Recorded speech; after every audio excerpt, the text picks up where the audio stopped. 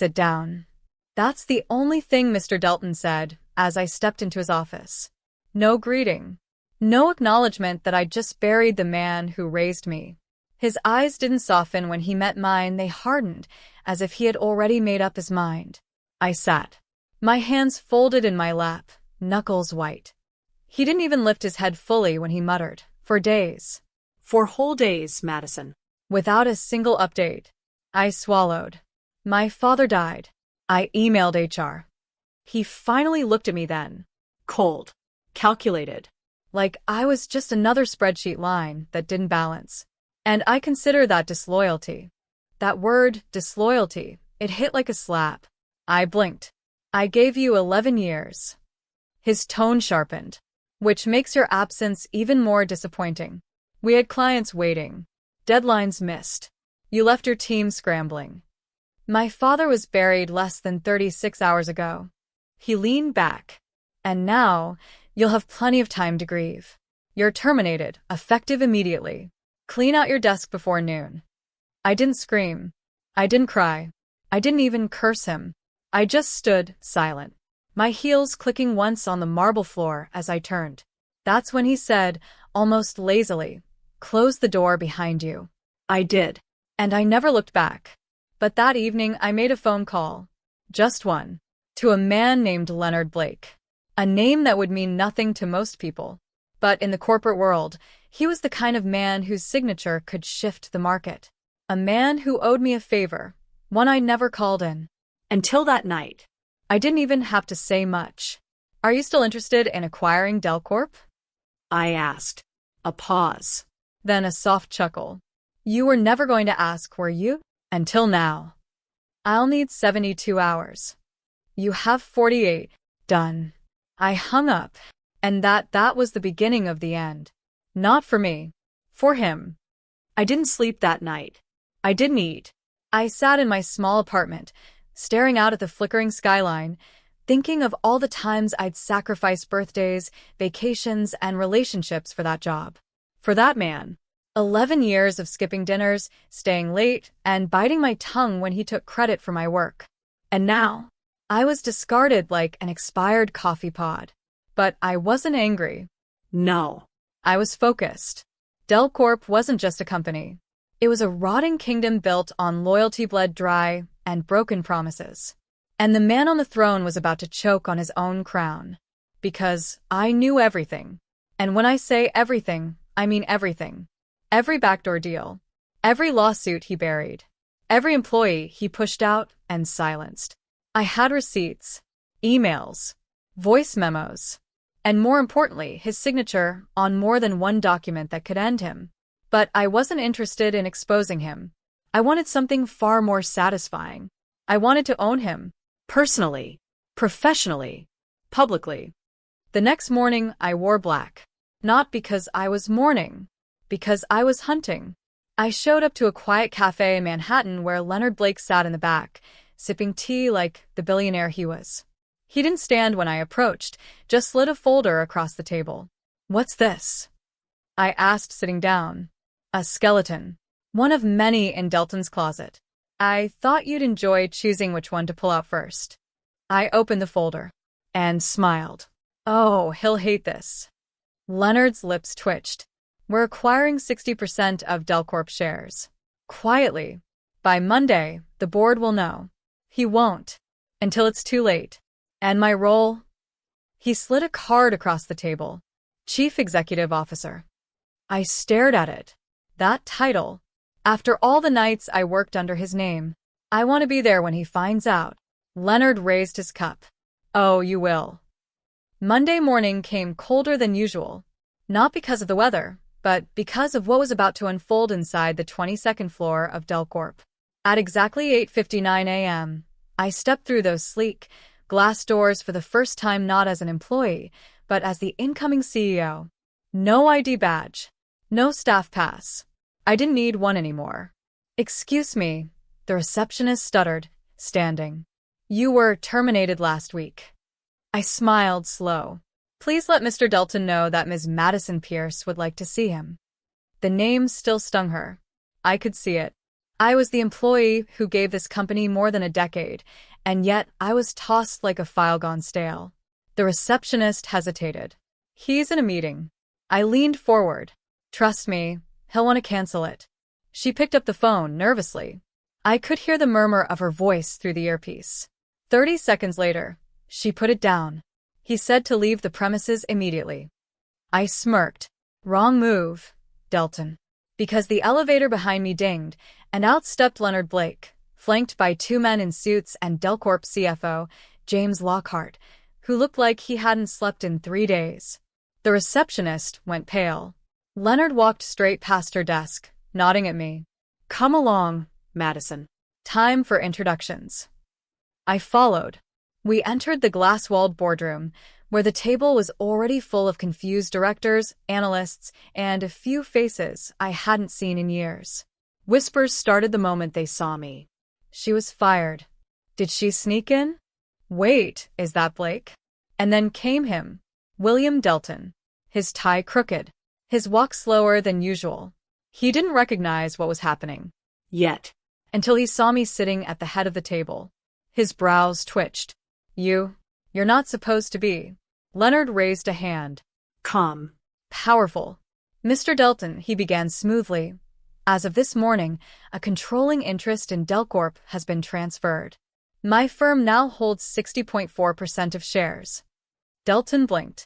That's impossible. We would have known. You didn't, Leonard interrupted. Because we didn't want you to. I leaned back in the chair that used to be his. And effective immediately, Leonard continued, this company's board has elected a new CEO. Delton stared, breath hitching. Ms. Madison Pierce. Silence. For a second, even the HVAC seemed to pause. His voice cracked. She's not qualified. She's not. She was an assistant. I stood. And I said it loud. For 11 years, I was the one drafting your contracts, leading your teams when you left early, calming your clients when you threw tantrums. I stayed late to fix your messes, took the blame for your negligence, and trained every junior who left this company because of your abuse. He turned red. This is a coup. No, Leonard said, taking a seat beside me. This is justice. Delton laughed. Bitter. Desperate. You won't last. The board will never accept her. But one by one, they nodded. Every person at that table, those who once ignored me, overlooked me, dismissed me, were now looking at me like I'd just pulled off the impossible. And I had. Delton's voice rose. You think this is over, Madison? You think I won't fight this? I looked him dead in the eye. No, Will. I think you'll scream, beg, and maybe even cry, but it won't matter. Because the moment you signed that last loan agreement and falsified those earnings reports, I had you. His lips parted. How? You left the documents in my inbox when you fired me, I said quietly. Didn't even think to revoke my access. I slid a file across the table, his forged signature highlighted in red. By the time you're done explaining this to the SEC, I added, you'll be lucky if you can sell insurance in Florida. He didn't speak. He couldn't. And in that silence, I finally exhaled. Not because I had won, but because I had survived. This time, on my own terms. I expected him to yell, to threaten, to lunge across the table. But William Delton just stood there, like a man who'd walked out onto a frozen lake and heard the first loud crack beneath his feet. His jaw clenched, his fists balled. But no words came. Only the sound of a man's ego imploding in real time. I leaned forward slowly. You always said loyalty mattered most. I was loyal for 11 years, William. But you weren't. Not to me. Not to your clients. Not even to this company. A beat of silence passed before he spun on his heel and stormed out. Fast, stiff, like someone trying to outrun humiliation. The boardroom didn't stop him. No one stood. No one followed. That's how far he'd fallen. That's what arrogance leaves behind. I didn't watch him leave. Instead, I turned to the table. We'll begin restructuring today. There will be layoffs, strategic ones. But they won't be based on personal grudges, favoritism, or ego. This company will rebuild with integrity. with real leadership. And it starts now. The air shifted, from stiff disbelief to wary hope. I could feel their eyes on me, some skeptical, some relieved, others simply stunned. I didn't care. I wasn't here to please anyone. I was here to lead. 3 hours later, I walked into my old office. Except it wasn't my office anymore. Not the assistant cubicle with no window. Not the desk tucked behind a vending machine. No. This one had glass walls, a view of the skyline, and a brass plate with my name on the door. Madison Pierce, CEO. I stood in the center for a moment, letting it sink in. Then I dropped my bag and sat down in the leather chair he used to sit in. It still smelled like cologne and cigars, like ego and old money. I opened a drawer. There it was. A silver pen he used to sign contracts with, custom engraved. I remembered him once saying, "This pen signed billion-dollar deals. Not bad for a guy with no degree." Now it sat in my drawer. I closed it again. Let him keep his relics. I had better things to build. Around noon, I received an email from HR. Subject line, Final paycheck. William Delton.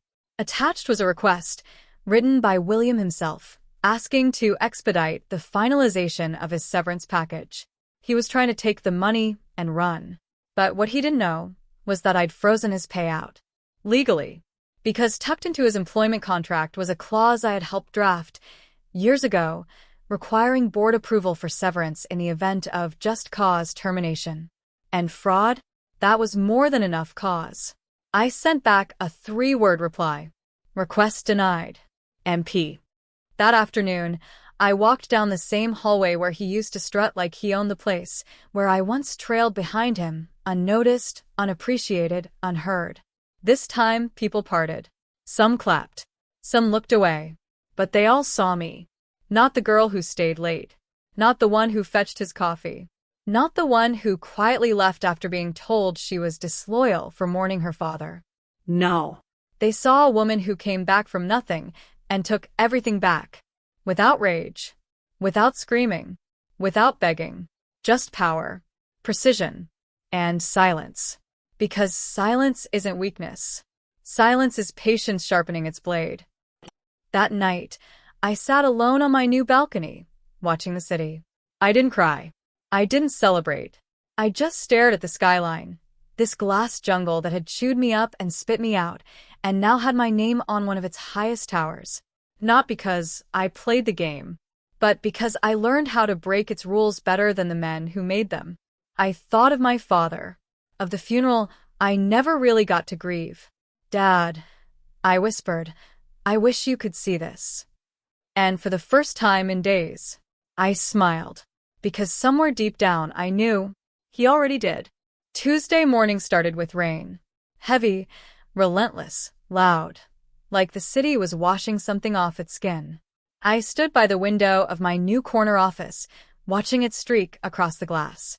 In the reflection, I saw the woman I'd become. Steady. Sharpened. Unafraid. But just beneath that calm exterior, something else stirred. Grief. My father's voice still echoed in the spaces between my victories. In the silence after the meetings. In the pause before I spoke. "Stand tall, even when it hurts," he used to say. Especially when it hurts. And it did. It still did. But today I'd use the pain. The day began with meetings. Department heads pouring into the boardroom, expecting chaos or vengeance. They got neither. I listened. I asked hard questions. I fired 2 toxic senior managers who had been protected by Delton for years. No drama. No shouting. Just signatures. By noon, morale had shifted. People didn't know if they could trust me yet, but they knew I wasn't afraid to do what Delton never had. Make decisions that weren't self-serving. At 2:30 p.m., I received an unexpected visit. James Lockhart, the CFO, stepped into my office, shutting the door gently behind him. "I owe you an apology," he said, hands folded. I knew he was bleeding money from that client merger. I didn't speak up. I nodded. "You're speaking now." He exhaled, looking out at the storm. "People think what you did was revenge. But I see it now. It was rescue. I turned to face him. I'm not here to play hero, but I won't let this company rot from the inside out. He nodded. Quiet. Then left. Later that evening, as the office began to clear out, I walked the halls again. No bodyguards. No assistants trailing behind me. Just me. I paused at the old break room. The same one where I'd once cried after being screamed at for a typo that wasn't mine. The same one where I overheard Delton mocking my sad little work shoes to a group of executives. Now I owned the break room, and the office, and the company, and every employee who'd ever been stepped on, dismissed, or pushed out. I carried them with me. Not as a burden, but as a blueprint for how I'd rebuild this place. That night, I stopped by a small flower shop near my apartment. It was quiet. The kind of place with real wood floors and a little bell that jingled when you walked in. I bought a simple bouquet, white lilies, my dad's favorite.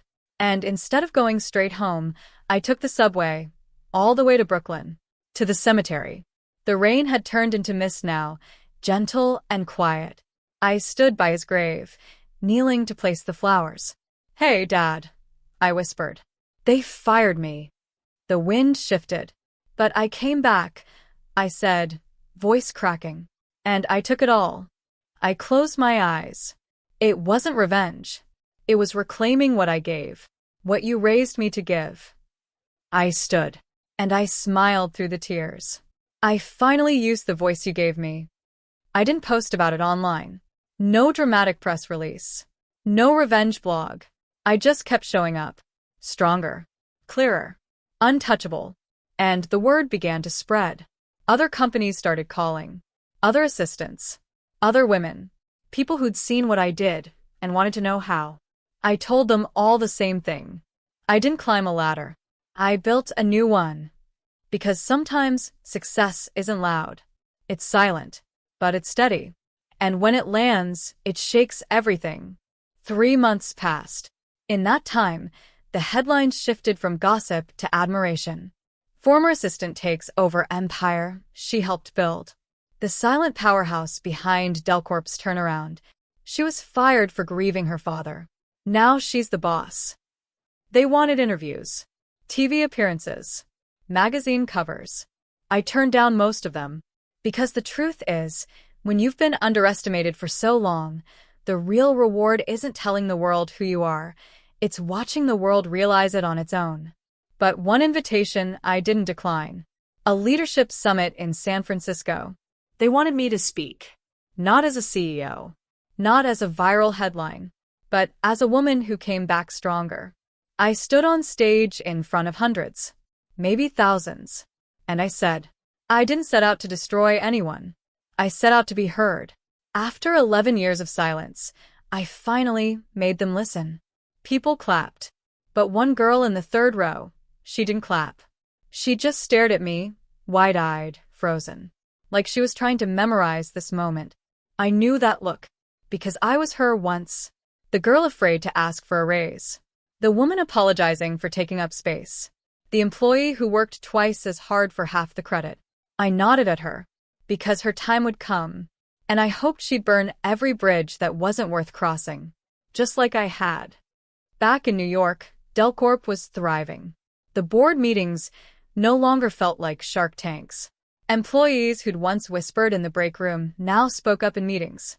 We'd started a mentorship program, hired a new wellness lead, and for the first time in its 20-year history, Delcorp offered paid bereavement leave. That one, I personally wrote into policy, because no one else should be fired for being human. And William Delton? Last I heard, he tried to start a podcast. The Real World of Business. It flopped. A month in, he'd only had 12 listeners. I didn't hate him. I didn't wish him harm. I simply didn't care anymore. Because the opposite of revenge isn't forgiveness. It's freedom. One afternoon, as I was leaving the building, the same receptionist who once told me to leave stood up quickly when she saw me. Miss Pierce, she called out. I turned. She looked nervous. I never got to say I'm sorry for that day.